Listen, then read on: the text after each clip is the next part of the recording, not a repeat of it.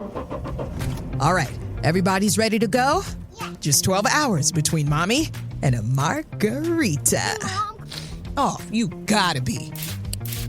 Don't let a stuffy nose block your good time. Children's Afrin provides 12-hour all-day or all-night relief of nasal congestion from colds or allergies. Afrin, the wow is real. Use as directed.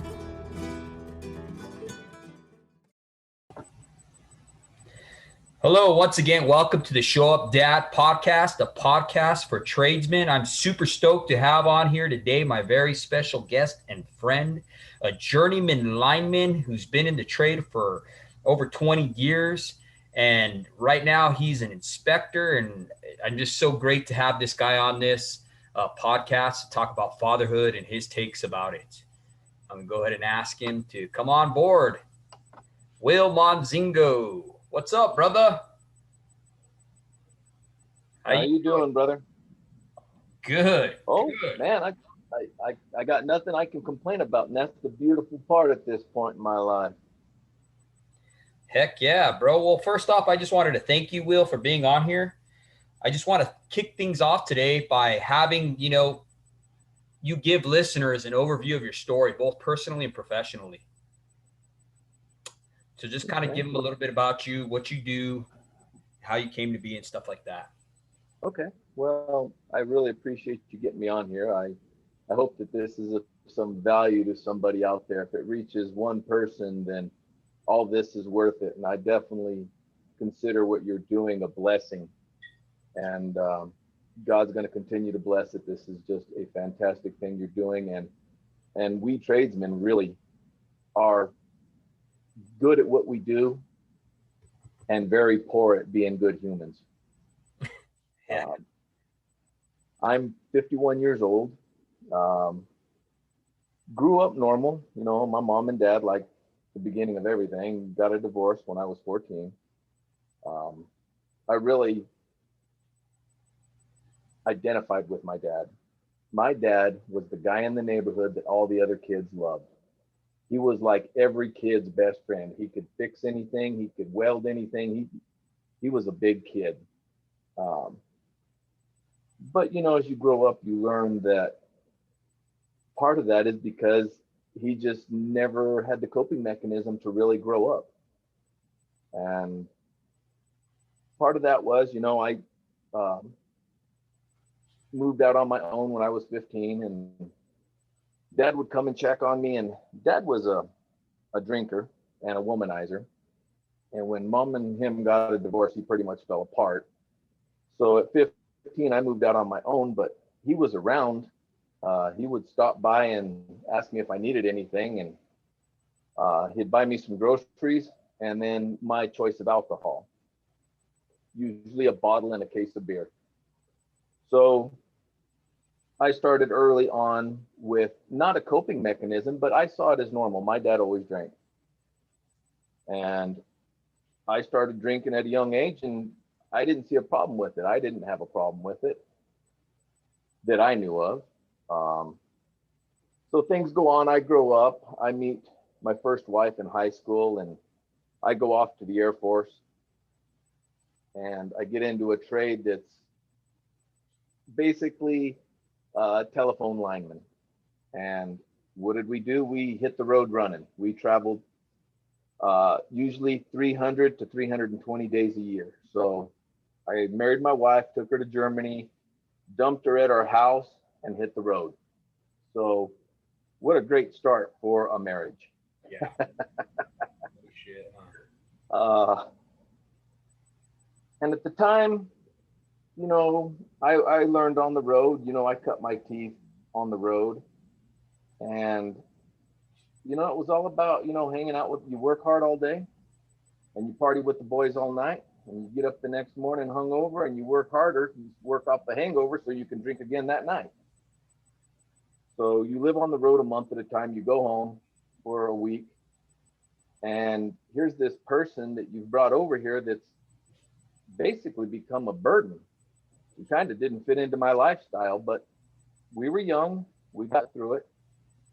Got out of the Air Force, Worked for the state highway department for a while as an inspector for road construction. At this time, I was thinking everything was cool. Marriage was okay. As far as I knew, I still drank, but it wasn't excessive, and I didn't drink for any other particular reason other than I liked it a lot. Then we got to the point we had our first kid, second kid. In that point in time, I got into the trade and was a construction apprentice. So construction apprentice only works if he's on the road. So initially I bought a travel trailer and I took the family with me. And that actually kind of worked for a short period of time, a very short period of time. But then I realized, and the wife told me, we need a home. This is not a home. Because what happens? You come in after a day of work, the boys come over, have a few drinks, talk a bunch of smack, you shower, visit with your kids for about 10 seconds as you're wolfing down some food, hit the rack, and do it all over again, 5, 6, 7 days a week. So I understood she wanted a home, so I bought her a house, the first of 3, and had 2 more. We moved up to Washington. Part of it, I've worked construction, I've worked utilities, I've worked public utilities, PUDs, and co-ops. So I've kind of hit the whole gamut. And in amongst all this, when I was 28, it was the middle of winter. I hopped out of a 4-foot deep underground vault and tweaked my shoulders. Okay, no big deal. Well, that was a problem for years. I started my shoulder surgeries, screwed them up. And then when I was 32, I fell off a pole, hit the ground from 30 feet, took out my left leg from just above my kneecap, is all the way up to the head of my femur, and took out my left elbow. It's a life-affirming event and a life-changing event. It was life-affirming because I was no longer invincible at 32 like I thought I was. I wasn't 10 feet tall and bulletproof. And it was life-changing because the rage, the depression I particularly have is rage, started to get fueled by me blaming other people for this happening and my pain and my crappy marriage. And so I started to drink on top of all this. Wow. So time goes on. Marriage is not good, but I'm ignoring it. I'm not paying attention to her. I'm not paying attention to the kids. And then we have 2 more kids. I have 4 daughters, beautiful daughters. They are the light of my life. We were in Washington when I fell. We came back to New Mexico. I went back to tramping. And basically, it just fell to pieces. I was so comfortable being away from home that when I went home, they were used to me being gone. And on top of that, I was never there. I showed up and I kept one eye on the door and one foot in the door. So I was waiting. As soon as I showed up, I was waiting to leave. And I can tell you, I absolutely loved my wife and I absolutely loved my children, but I didn't learn how to cope with that. I didn't learn how to talk to them. I didn't have a clue. Yeah. I thought I was doing the best I could. I was basically like my dad. He was always on the road and it was normal. I mean, I had the old Leave It to Beaver family, mom stayed at home with the kids and dad was on the road earning the money. I thought that was all normal and I accepted it. Mm-hmm. Needless to say, things went bad, really bad. For myself, I ended up needing a total shoulder replacement. and I was too young to do it. So I anesthetized with pain pills and alcohol, lots and lots of alcohol. So I got a failing marriage. I got pain pills. I got alcohol. I got a sense of self-pride and worth when I'm at work, and a total disregard for my life when I wasn't at work. If I wasn't busy, I was hating myself. Wow. Well, it culminated in a fifth of vodka, the drive to the top of Cedar Crest, 10,000-foot mountain in the middle of a snowstorm, half the bottle there, half the bottle back. I sat outside in my vehicle outside the house and took a pistol and put it in my head, called my mom, told her goodbye. My mom doesn't cuss, but she had a few choice words for me. And then, by the grace of God, I tried to pull that trigger. I used everything in my strength that I thought I had to pull that trigger. And I couldn't do it. I tried. And therefore, by the grace of God, for fools and drunks, I couldn't pull that trigger. I mean, nothing. And I tried. So I finally just lay back and pass out, wake up the next morning, a total miserable drunk failure.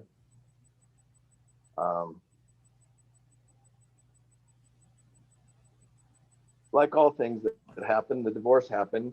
The most important thing that happened in my life is you and my now current wife, the two people in my life that I would argue with and ask questions about God. And more than not, I didn't want to listen. I just wanted to argue. But praise you, brother. You were very patient. And my now current wife was patient to a point, and then she'd really chew my butt. Yeah, they do that. For myself, realizing that I could not get any lower and I couldn't kill myself, there had to be something more. And for myself, that was Jesus Christ. Wow, brother. I had to have someone that held me accountable, but didn't hold it against me. And that was at the age of 42. I became baptized. I became saved, accepted Jesus Christ. And honestly, since then, my life is, I still struggle. But my now current wife is patient, and more importantly, she doesn't put up with a lot of my crap. So I'm learning to cope. I'm learning to shut my mouth, and I'm learning to be the man I knew I could be, but had no ability to be. Is it safe to say, Will, that you couldn't give what you didn't have? Absolutely. No one told me how to be a dad. I mean, it's basically like being a lineman. You know, I'll show you once, get your butt up there and do it, right? Exactly. You learn by doing it. Well, what do you have to do as a father? You look at your father. You figure out what you liked, what he did. You try not to make his mistakes, and you say, I'm going to do that. And as you probably know, it doesn't work out that way. You end up attaching a lot of the things you didn't care for as part of your life, whether you want to or not, because you don't know any different. It's early training, plain and simple.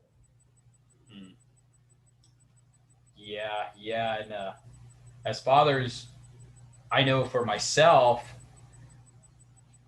we basically just fall back. Like when we come to that point where we don't know how to handle a situation with our kids, we fall back to what was taught us, thus continuing the cycle, like you're saying, you know. So if I was treated a certain way, that was in my brain already, right? It's been ingrained in there. So that's what we fall back on, because when we don't know, that's what our brain does. It tends to fall back to a situation or a time that we feel comfortable with, no matter how uncomfortable it might have been at the time, but we fall back to Sure. that, you know? Yes. Well, and a lot of it, you get to a point where you either it's familiarity and comfort. Mhm. I've always been a very hardcore, strict, this is the line, black and white kind of guy. And I treated my family like that. I treated them like a possession. Yeah. And as my possessions, they had to toe the line. It's black and white. This is how it is. I'm the one doing the work. I'm the one risking my life. I'm the one doing this. I'm bringing home the money. You're going to do it my way. And there was never, ever an empathetic heart to be open, to allow them to be individuals and to be a part of my life without being told what to do. Wow. I had to have that control. Absolutely. And when we do that to our children tend to become prisoners of their parents' moodiness. You know, like for me, my children walked on eggshells when I was home. They no longer had their individual feelings or behaviors, and all the decisions were no longer made on a personal level. You know, when children are raised like this, they need constant approval from their parents. You know, even the smallest actions, they become approval junkies, seeking their next fix as they grow up into adults.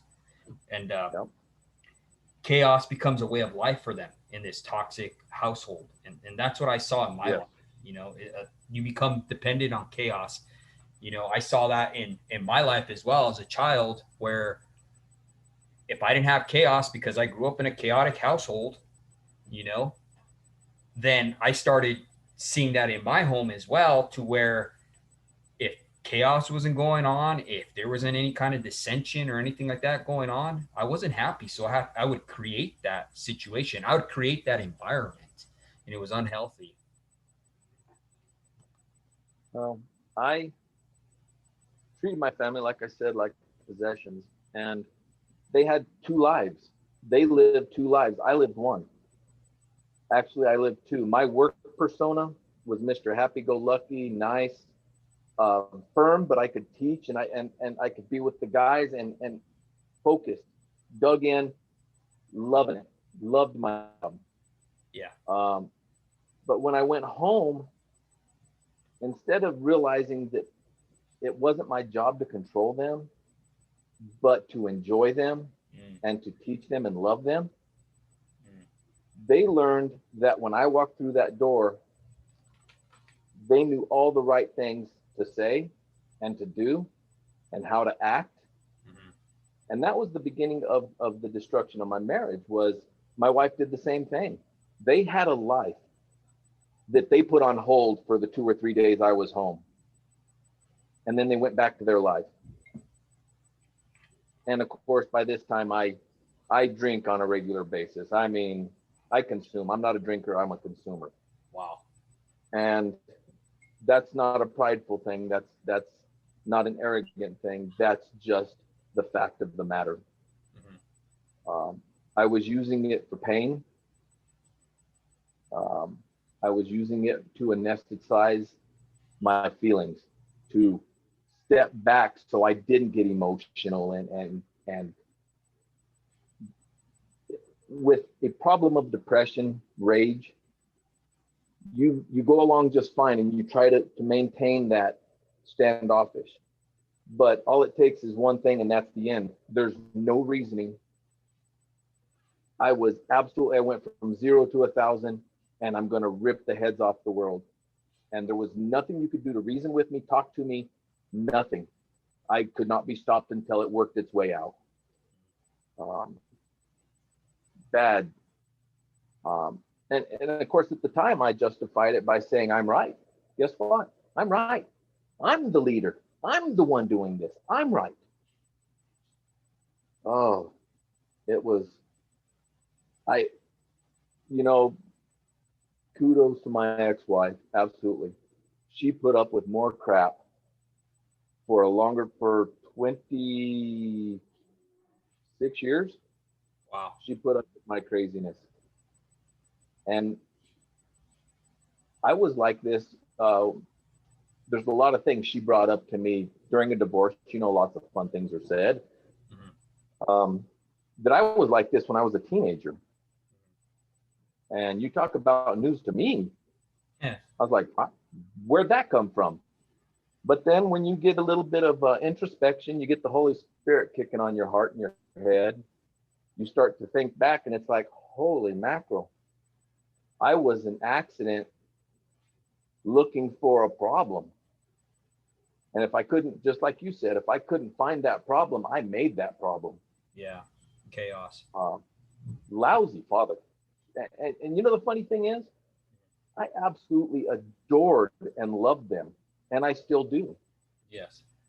But I never learned how to show it. My way of showing my love was to buy them.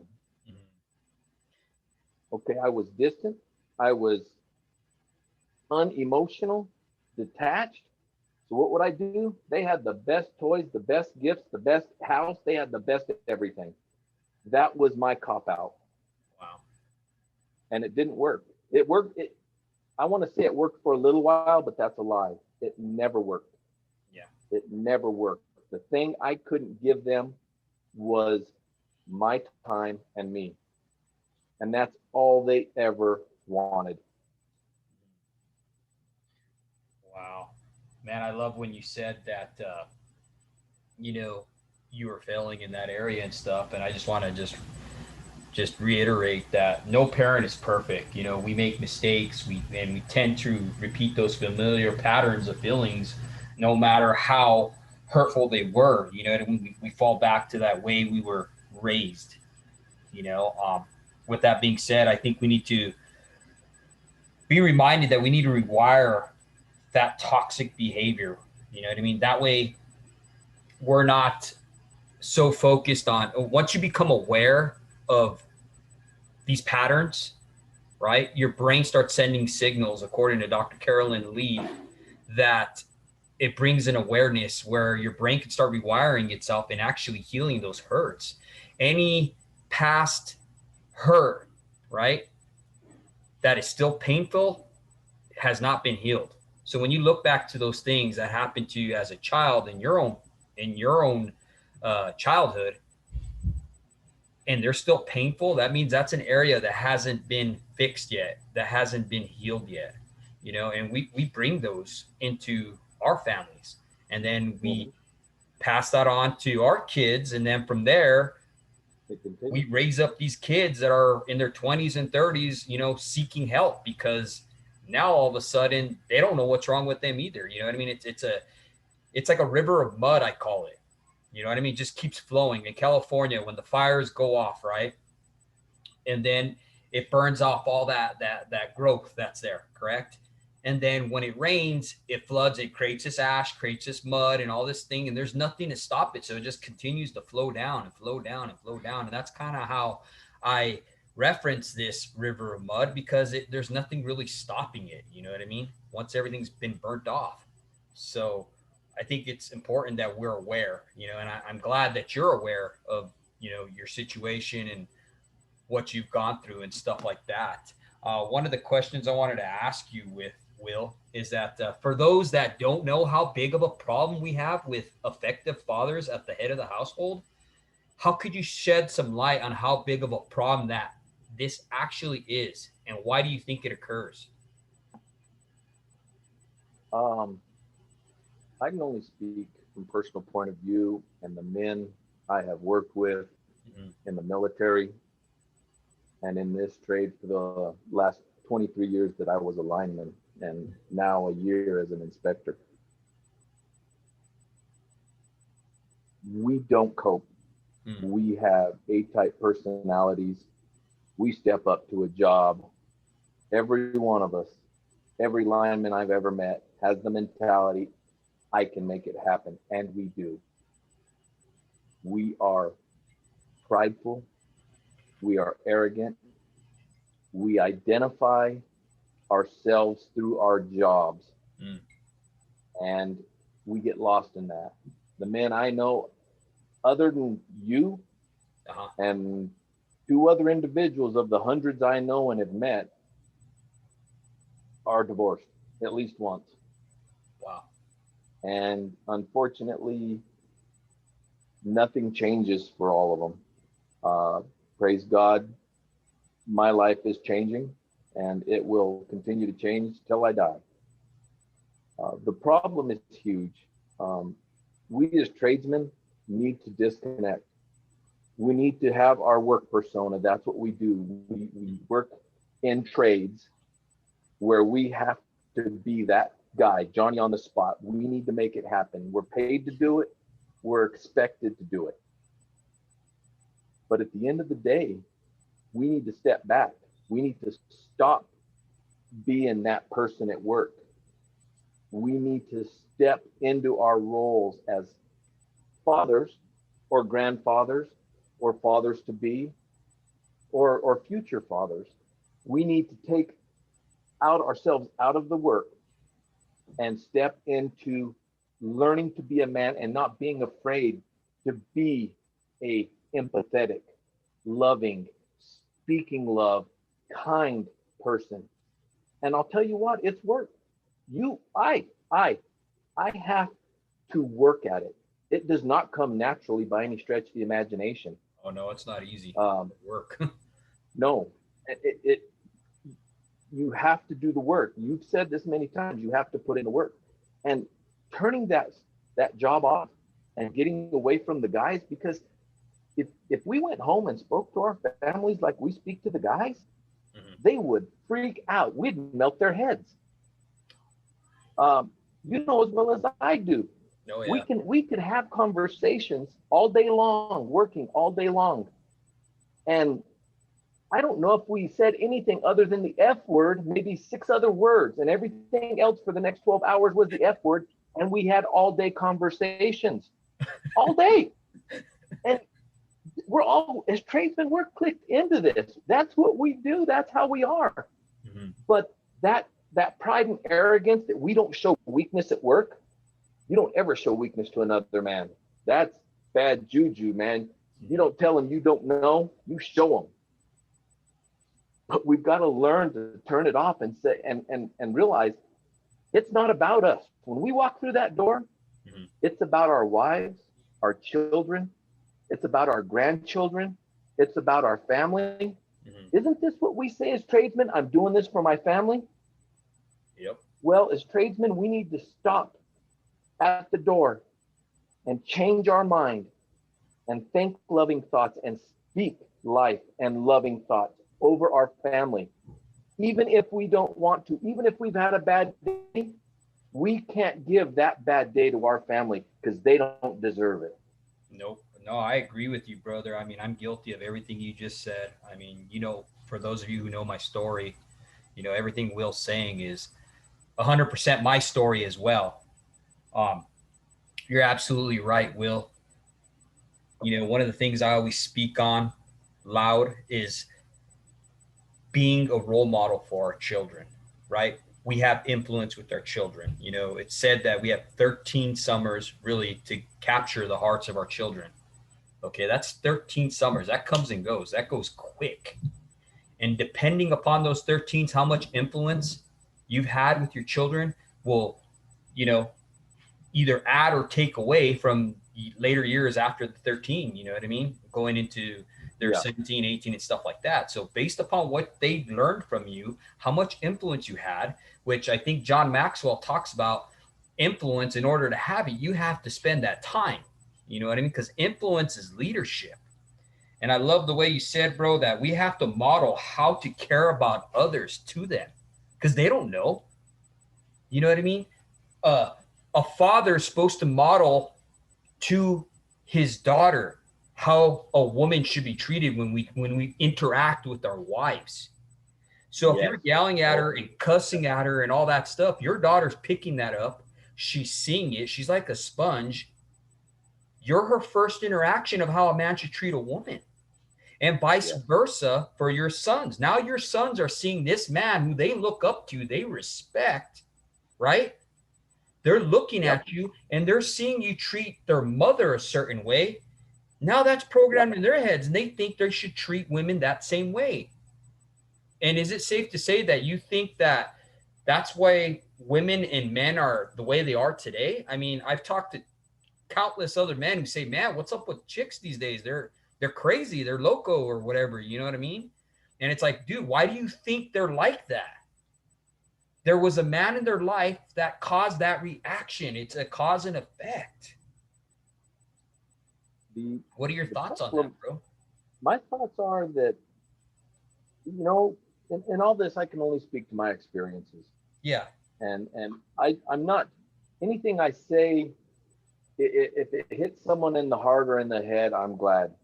Yeah. But I'm not calling anybody out except myself. I'm the person that looks in the mirror.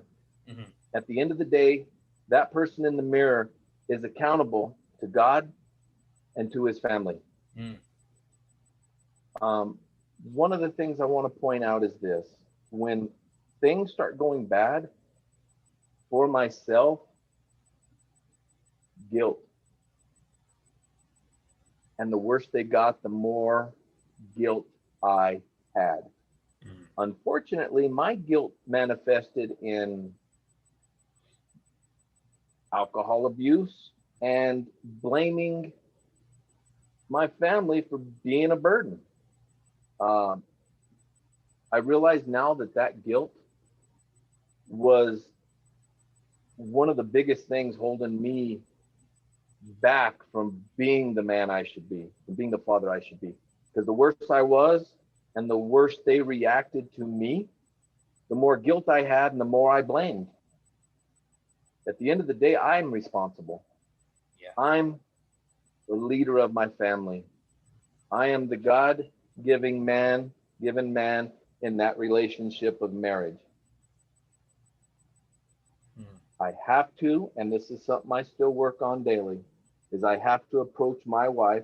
All my children are grown. My youngest is now 18. I still have to approach my wife, put work away, step up, and not be controversial, not to be contrary, not to be angry. I got to learn to communicate, and not communicate so that I get myself heard, but to communicate in such a way that she'll be open to me so I can hear her. Yes. Because what do? We spend all day listening to ourselves. We talk about how good we are. We tell other people how good we are, and then we show them how good we are. So that's what we do. It's all pride. Uh-huh. And this is just for myself. But just like you said, we need to model to our daughters. For me, 4 daughters. I have a better relationship with my kids now that they're grown than I did when they were growing up. And it's not by any stretch of the imagination great. The thing is, this is one of the fortunate things that children grow up too, and they will have some damage. And I've told my kids, I did the best I could. Your mom did the best she could. We did the best we could together. Yeah. Nobody talked about this stuff. No. In the trades, in the line trade, the first thing I was told is, you're going to be an alcoholic and you're going to have at least one divorce. I mean, that was day one. Yeah. They told me that, and I laughed at them. I thought it was a joke. Well, guess what? Here I am now, living on the other side of that truth. Yeah. And it's not a truth, it's a lie. And it's a lie because I bought into it. Yeah, absolutely. We have to be, in order to be with our kids, we have to, just like you said, model being a man of love and empathy and caring to our wives. Because you can't have a bad relationship with your wife and expect your children to come out of it any way, shape, or form good. Or to have a relationship with your children outside of having a relationship with your wife. You don't get to break it up in pieces. You don't get to take your favorite kid and walk away. Everybody's damaged by it. So if you can't start with your wife, if you can't talk to her, or better yet, how about you don't talk to her? How about you, and this is for me, how about I shut my mouth and listen to her? Wow. And Okay. when I'm listening and I'm trying and I'm being loving, I'll tell you what, my life is good. And I can model to my children now as adults a different man, not the one they know they grew up with. And they still got they still got preconceived ideas. In fact, when I get together with them, take them out for lunch or something, before all this craziness, they would sit and laugh about how anywhere we went or anything we did, even at the house in private, if they were doing something I didn't like and I gave them the look, that was it. The You look. stopped. You stopped. You didn't say a word. And if you were smart, you left the room. They laugh about it now, but it's a telling on me how much of a tyrant I was. I wasn't a loving father. I was a dadgum tyrant. And you know why? For me, is because I never checked out of work. I was good at what I did. Mm-hmm. I loved what I did. And I controlled everything I did at work. I just thought, and I treated it like just another form of control. Yeah. I do that there, I'll do that at home. And like I said before I went off on a tangent, which is normal, no one talks about these things. No one talks about fatherhood like you. No one talks about being a good husband before you have children. No. You know, there was probably 50 self-help books back then. Now there's what, $5 billion worth of self-help books printed every year. And okay, wait a second. I'm a lineman. Mm-hmm. I can do it all. I don't need help from anybody. Why would I read a stupid book? Wow. I made the mistake of thinking I knew it all. Will, for those that don't have or are thinking about having kids, what types of things should they consider and focus on if a family's in their future? What would your biggest takeaways from that be? Oh, all you young men listening. First things, it's not going to be about you. You need to put your wife and then your children first. And a real man sacrifices for that. And sometimes that sacrifice is you don't take that job out of town, you stay home when there's a problem. Sometimes that means you don't get that high paying job. Sometimes that means you swallow your pride. Sometimes you show them you can cry.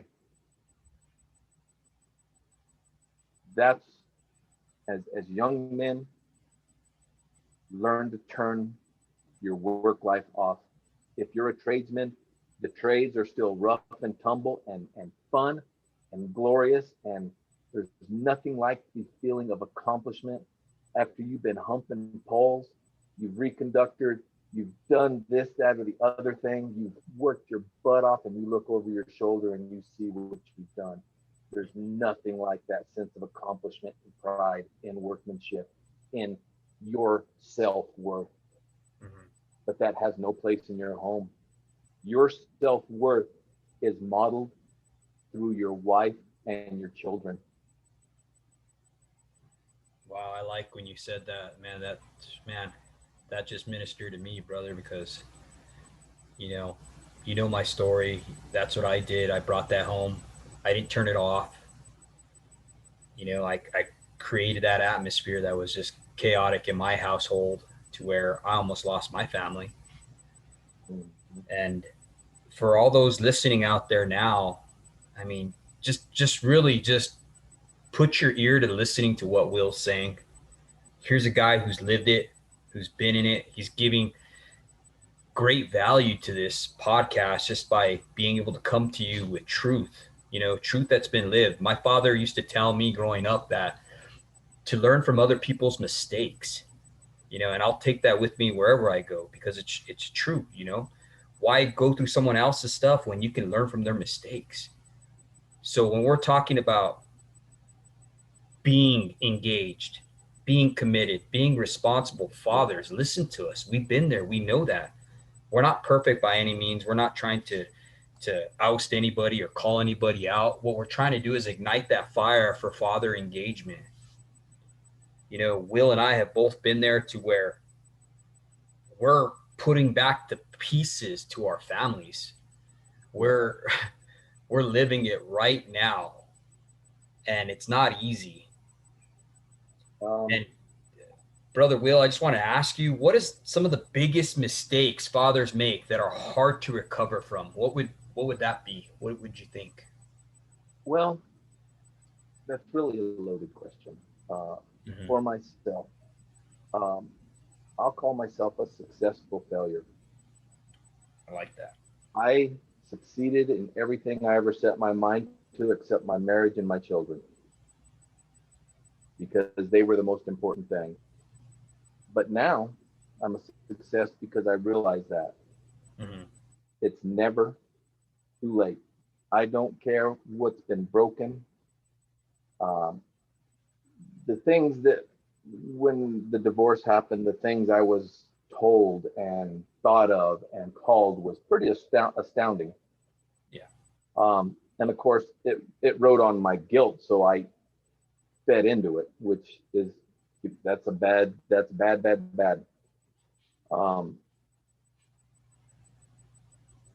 Those things you've got to step away from. I am a successful failure.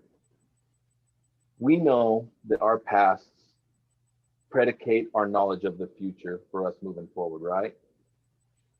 The problem is we need things like what you're doing. You're reaching a group of men. Yes. I mean, at the end of the day, the firemen and the police are running one way and we're running to it. I mean, that's nothing to disregard the men and women that serve in the police or anything. What I'm saying is nobody does anything until the lineman shows up. Exactly. And when the world falls apart, the lineman shows up. Yep. We are big, we are bad, we are tough. Amen. We can't continue to think this lifestyle that we so much love and everything is not going to be toxic to our families. We've got to learn that the reason when we say we do this for our families, we need to own it in our hearts. We need to own that. We are stepping up and taking a risk. We are putting ourselves second to the needs and wants and desires and hearts of our family. We're doing this because we are servant leaders. It's our job. We're men.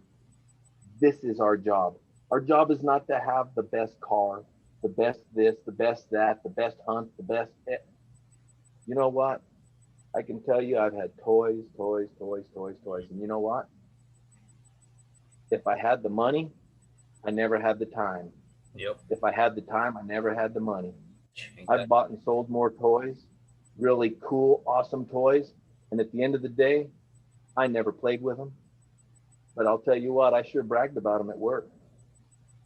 Now, how many of you men out there are at work bragging about your awesome wife and your awesome children? Wow. This is why we do it, man. This is why I always said I did it. Now, it's, as you said, there's no mistake you can't come back from. Yes, hearts are hurt. Feelings are wounded. But you have to model a change in yourself and be patient. Now, for myself, Jesus Christ was the largest thing that happened to me. And I know people out there listening, I don't care about religious affiliation, yes, no, or otherwise. But understand, there's nothing you can't come back from if you can start looking in that mirror and doing it. Take away your guilt. Get rid of your guilt. Get rid of your pride. Step back from yourself, from that guy you are at work, and start learning that loving other people and that you are doing this because of the love of your family. And don't show them. It's good for them to have gifts, but don't make that the show of your love. Make the show of your love, your words, your life that you're speaking into them, that you're hugging them, that you're holding them, that you're teaching them, that you're patient with them. There's nothing you can't come back from. Now, people are hurt. I have an ex-wife. We talk a little. When people are adults, you've got to understand this. The damage you have done, when you recognize it and you make a change, do not expect them to respond in kind. You've got to understand that some will respond. My children are responding to me now, but some will not. And understand that if you continue in the path of changing your life and showing them who you are, who you always meant to be, and who they thought you would be, that not all wounds will heal, and that's not going to be your problem. So don't carry that guilt, because that guilt will put you right back down in that hole you tried to crawl out of, and you'll be back to anger. You'll be back to alcohol. You'll be back to drugs. You'll be back to whoring around. You'll be back to whatever it is that you like. Don't fall into the trap of guilt. You model the love and everything else in your life, and other people will see it. Be honest. Be honest with yourself and be honest with other people. Be genuine. There's never anything you can't come back from. Some things will not be healed. That's human nature. But on top of that, just think of it this way. If you have 3 situations or people or kids or ex-wives or whatever that you cannot bridge that gap with, think of the 50 or 60 or 80 or 100 people that you do know that see a change in you and respond to that. Don't let yourself stop with a quote unquote failure because you can't bridge the damage you have done. That's life. They're adults. They have to learn to live with the other side of it too. Man, I like that, Will. You had so much truth that you just dropped on us, bro. And man, that touched me, dude. you know, I think that both you and I are safe to say that we've been through a lot. We've grown, and yes, we both can admit that our journeys have been anything but easy, and we definitely don't have it all together. What is a catalyst? No. What is a catalyst that you've faced or have been challenged with that has turned out to be, a catalyst for growth as a man? Like what's been the crux there that's really just hit you to where you're just like, you know what? This is it. I've hit rock bottom. Just I need to change. I don't like who I've become. What would that be? To take your growth to another level. It started with my divorce. And of course, like I told you, it culminated with hitting rock bottom. Yeah. On top of that, accepting Jesus Christ as my Lord and Savior. Amen.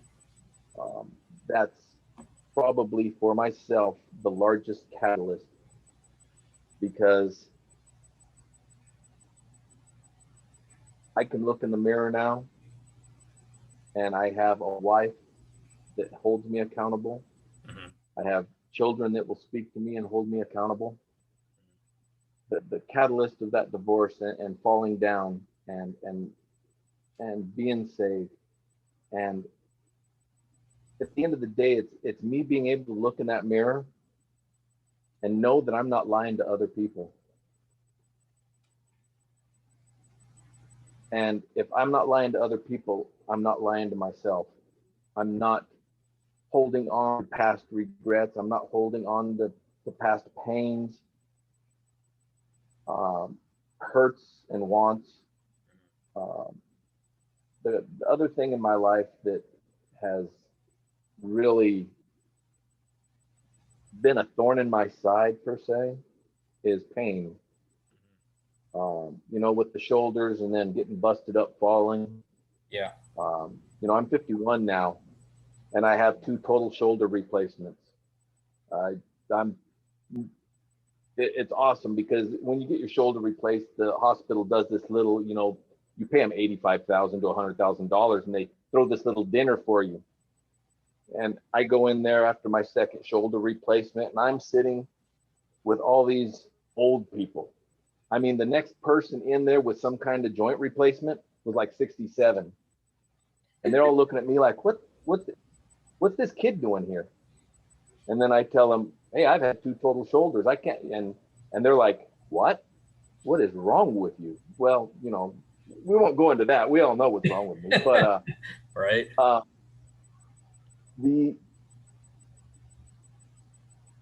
The other catalyst is the pain. Since the age of 28, it's become my friend and my enemy. So pain is a constant, and it's one of the things that sometimes gets a hold of me, and I know when I'm out of control, and I have to force myself to back down. I have to get away from it because I want to lash out because of the pain in my body. Mm-hmm. And on top of that, when you do your second shoulder, I've had a lot of catalysts actually thinking about it. The other catalyst is coming to terms with I can't do line work no more. Wow. It's not possible. I did my first one, a right one, and I used it like a shoulder for 5 years. Now it needs to be replaced again after 5 years because I continued to do line work. So when I got my left one replaced a couple years ago, I had to come with the terms that I could not do line work. And when I realized that, I realized how much of that job I identified myself with. And honestly, I felt worthless. Yeah. Everything I thought I could do and provide for my family, I felt worthless because I couldn't do that no more. But then, therefore, by the grace of God, I was able to transition into being an inspector, electrical inspector. Mm-hmm. So for all you guys out there hurting, busted up, keep persistent. Don't let it get a hold of you. But realize in the electrical trade, there are 10,000 different facets of this that you can do.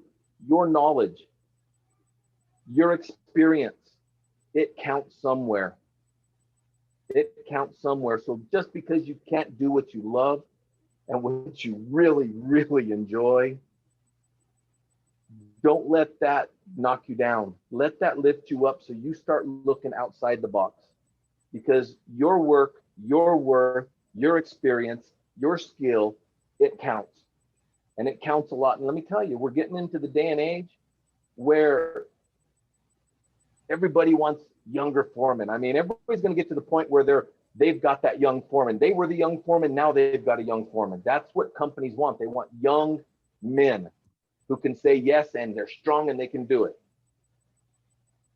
But you've got to realize you're not always that guy. So start looking. If you know you're hurting and your knees are screwed up, your back is screwed up, start looking for options because they're out there. And it may not be the pay rate you want. But just like everybody's told, every guy's ever heard from his parents, learn to live on what you make. Yeah. Don't make what you want to live on. Mm-hmm. Ain't that the truth? Absolutely. So yeah, a lot of catalysts. Yeah, no, that's awesome. I'm glad you're able to share with us on that. Last thing I want to ask you, Will, is let's say you're like leaving a coffee shop or whatever. You know what I mean? You go see your favorite barista. You're walking out of Starbucks or wherever you go to. You know what I mean? And you bump into your younger self.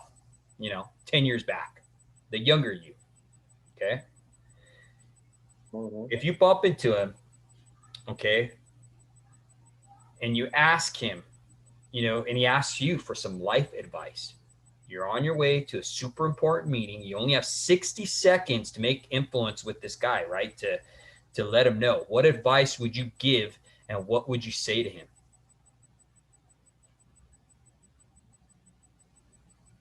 It's not about you. It's okay to love your family with all your heart, mind, and soul. Mm-hmm.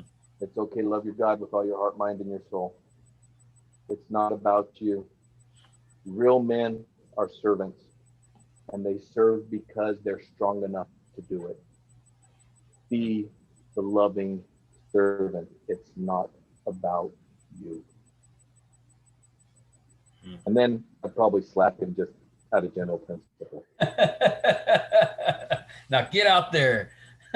No, that's so awesome, Will. I mean, you touched on so much truth there, brother, and I'm so happy to have have you on here and just dropping all these truth nuggets onto us. It's so awesome to see how far you've come. You know, just the transition you've gone through the catalyst, through these cruxes in your life, as I like to call Well, them. you've seen it.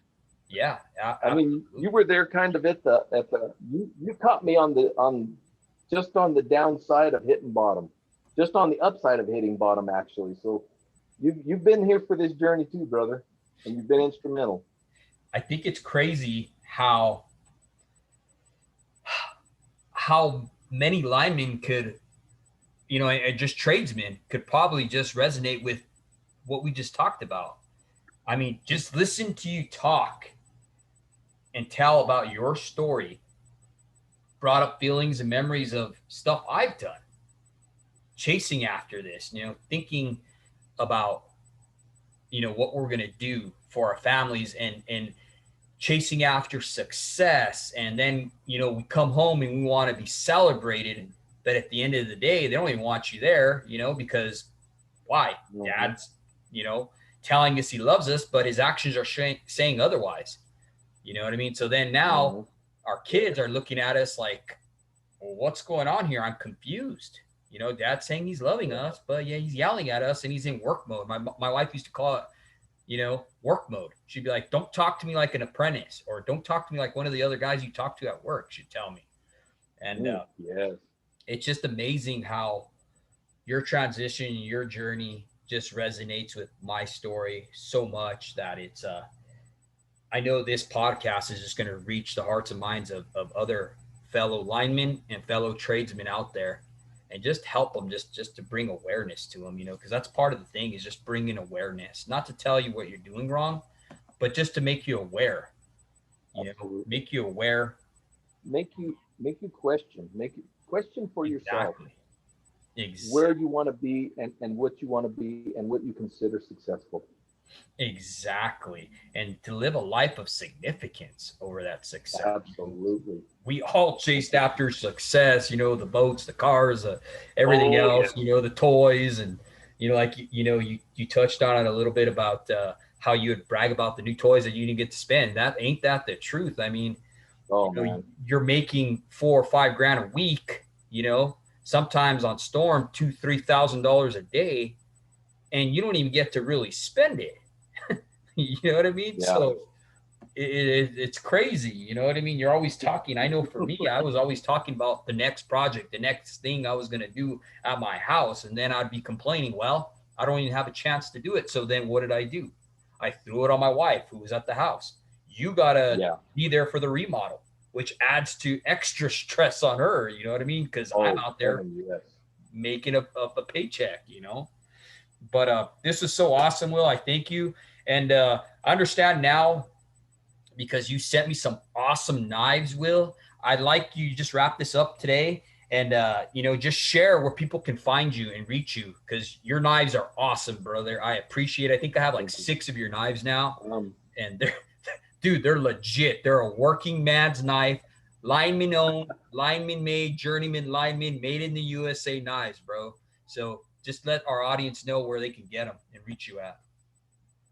First, a shout out to all the men in the line trade that have bought my knives and made this a successful venture. It went from a hobby to something successful, and I'm very thankful to all you working men You can find me at Monzingo Knives on Instagram.